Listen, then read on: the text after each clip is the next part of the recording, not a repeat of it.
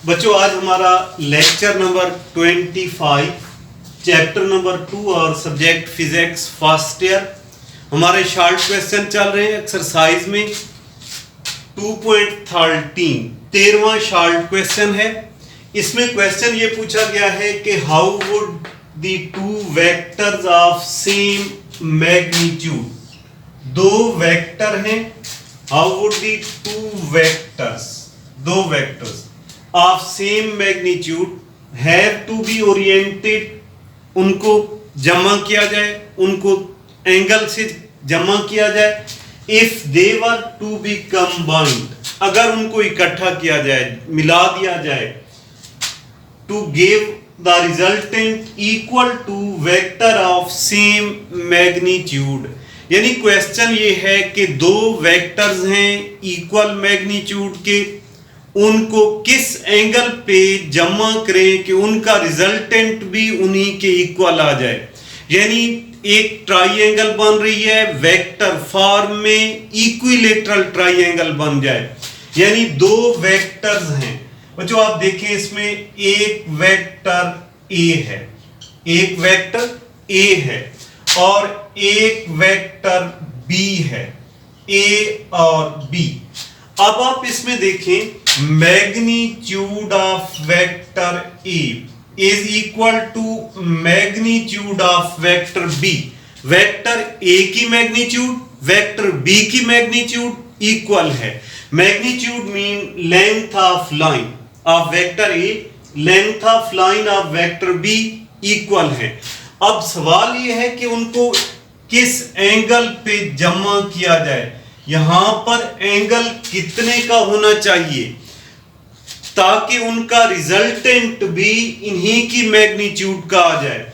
अगर यहां पर एंगल 120 डिग्री का है, अगर एंगल 120 डिग्री का है तो ये हो जाएगा फिर वेक्टर ए की मैग्नीट्यूड वेक्टर बी की मैग्नीट्यूड और रिजल्टेंट इसकी मैग्नीट्यूड इक्वल आएगी।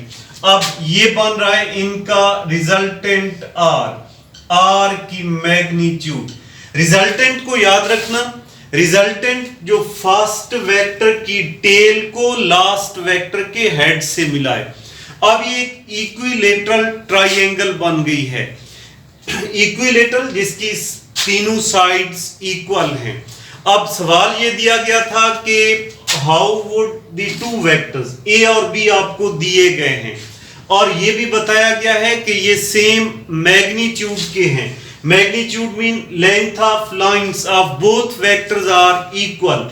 अब इनको किस एंगल पे ओरिएंट करें, किस एंगल पे इनको हेड टू टेल रूल के मुताबिक जमा कर दें ताकि इनका resultant to oriented if they were to be combined, जब इनको मिलाया जाए, टू गिव द रिजल्टेंट, ये एक ऐसा resultant they equal to vector of same magnitude. जैसा वेक्टर ए है मैग्नीट्यूड यानी लेंथ ऑफ लाइन, वैसी मैग्नीट्यूड ऑफ बी है लेंथ ऑफ लाइन, उसकी भी हुई है, ये तो गिवन है।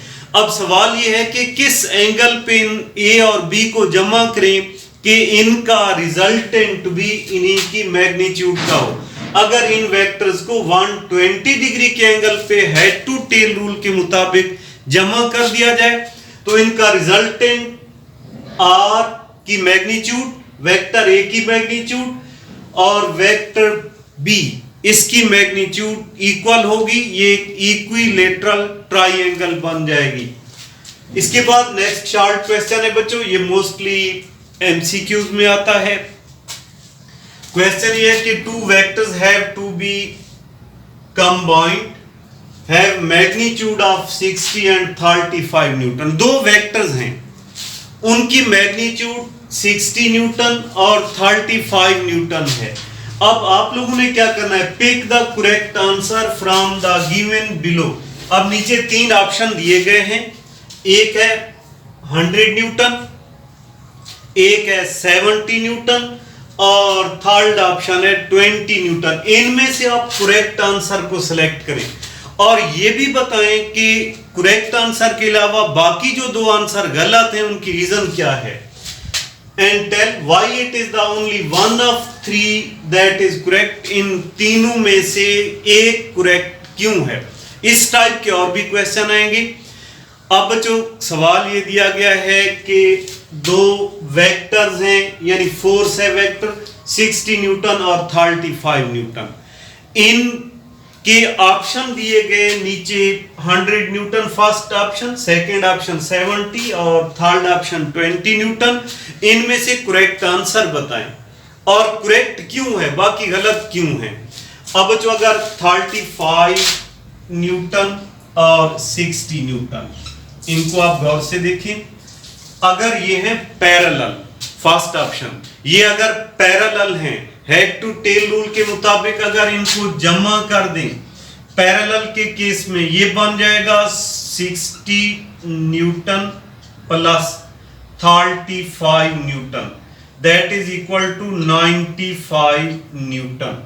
इनको अगर जमा कर दें in the case of parallel, अगर ये पैरेलल हैं तो इनका ऑप्शन आएगा 95 न्यूटन। अगर ये एंटी पैरेलल हैं, सेकंड ऑप्शन इनका, सेकंड ऑप्शन है कि 60 newton plus man is 35 Newton. 35 Newton यानी अपोजिट हो गया, नेगेटिव साइन ये शो कर रही है कि 60 और 35 न्यूटन अपोजिट हैं। अब इनका आंसर आएगा 25 न्यूटन। ये कब आएगा? जब ये एंटी पैरेलल हैं, जब ये एंटी पैरेलल हैं। अब हमारा रिजल्ट, उसकी अपर रेंज भी है लोअर रेंज भी है, 95 से ज्यादा नहीं होना चाहिए। जो भी जवाब हो, जो भी आंसर है, 95 से ग्रेटर नहीं होना चाहिए और 25 से लेस नहीं होना चाहिए। अब अगर हम सिलेक्ट करते हैं 100 न्यूटन को, 100 Newton is greater than upper limit. Upper limit तो 95 है, ये 95 से भी ग्रेटर है, लिहाजा ये ऑप्शन नहीं हो सकता। फिर आ जाए 20 न्यूटन पे।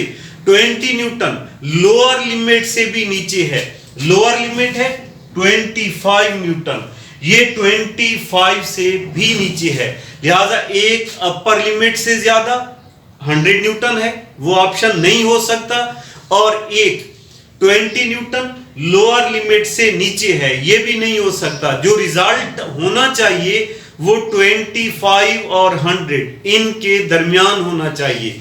25 से लेस नहीं होना चाहिए, 95 से ग्रेटर नहीं होना चाहिए। तो जो करेक्ट आंसर है वो है 70 न्यूटन। आंसर जो इसका करेक्ट आंसर आ रहा है वो है 70 Newton. 70 Newton is between 25 and 95 Newton. Upper range से ऊपर नहीं है, लोअर रेंज से नीचे नहीं है, ये इनकी लिमिट्स में है। इस टाइप के ऑब्जेक्टिव बनते हैं बहुत सारे। अब आप लोगों ने उन ऑब्जेक्टिव में ये बात ध्यान में रखनी है, पहले उनका सम लेना है, फिर उनका डिफरेंस लेना है। अगर सम और डिफरेंस के दरमियान जो ऑप्शन आ रहा है, रेंज आ रही है, वो उसका एक्चुअल आंसर है। इसके बाद नेक्स्ट चार्ट क्वेश्चन पे आ जाए बच्चों। Suppose the sides of close polygon, many, poly mean many, gons mean side, many sides है, ट्राइंगल है, arranged head to tail, head to tail rule के मुताबिक जमा किया गया है। What is the sum of these vectors? इन vector का सम क्या होना चाहिए? हैं वेक्टर्स, एक होती है trigonometry, try mean 3, gones figure, और मीट्री मेजरमेंट, 3 साइड्स वाली को हम ट्रिग्नोमेट्री कहते हैं फिगर को, और यहां है close polygon, more than 3 sides. आप बच्चों ये देखें, एक वेक्टर ए है, और से देखते जाए, वेक्टर ए, एक वेक्टर बी है, हेड टू टेल रूल के मुताबिक जमा कर रहे हैं।